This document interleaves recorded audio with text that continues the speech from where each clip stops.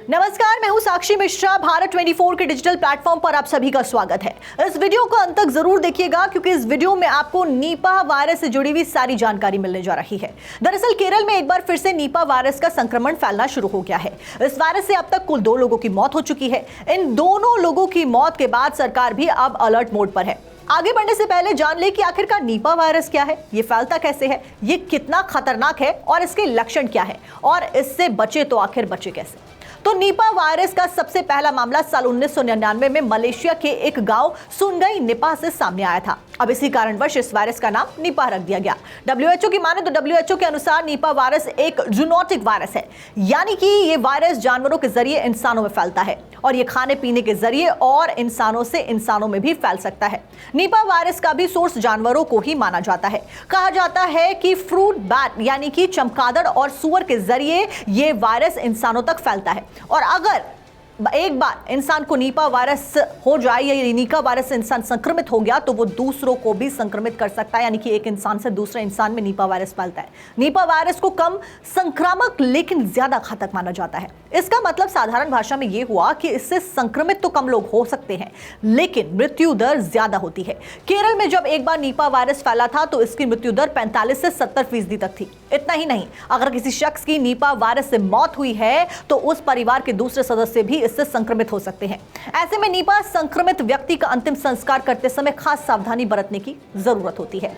जैसा कि हम सब ने कोविड-19 में देखा था कि किस तरीके से वायरस फैल रहा था। अगर कोई शख्स निपा वायरस से संक्रमित है तो उसे तेज बुखार, सिरदर्द, सांस लेने में तकलीफ, गले में खराश और एटिपिकल निमोनिया जैसे लक्षण दिखाई पड़ेंगे। वहीं अगर स्थिति ज्यादा गंभीर रही तो इंसान इंसेफेलाइटिस का भी शिकार हो सकता है और 24 से 48 घंटे में कोमा में जा सकता है।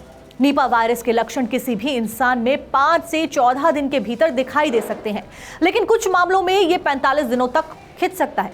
ये वायरस से जुड़ा सबसे खतरनाक पहलू है क्योंकि आपको पता भी नहीं चलेगा और आप कई दूसरे लोगों को इस इंटरवल के दौरान संक्रमित कर देंगे।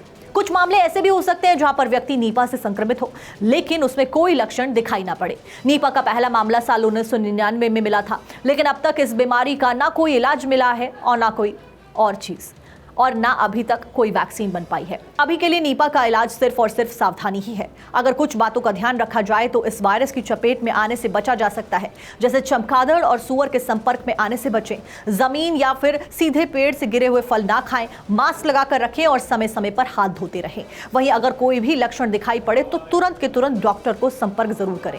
केरल में निपा वायरस इन दिनों बड़ी ही तेजी के साथ में फैल रहा है। 24 वर्षीय हेल्थ वर्कर निपा वायरस के एक मरीज के संपर्क में आया और जब उसका टेस्ट किया गया तो वो बुधवार को पॉजिटिव मिला। इसके बाद केरल में निपा वायरस के पॉजिटिविटी के रेट बढ़ते गए और पॉजिटिव मरीजों की संख्या 5 हो गई।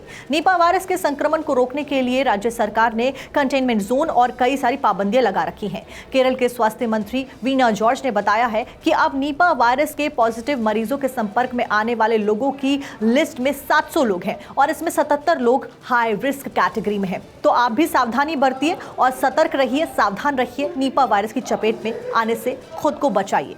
ऐसे तमाम जानकारी के लिए भारत 24 को देखते रहिए।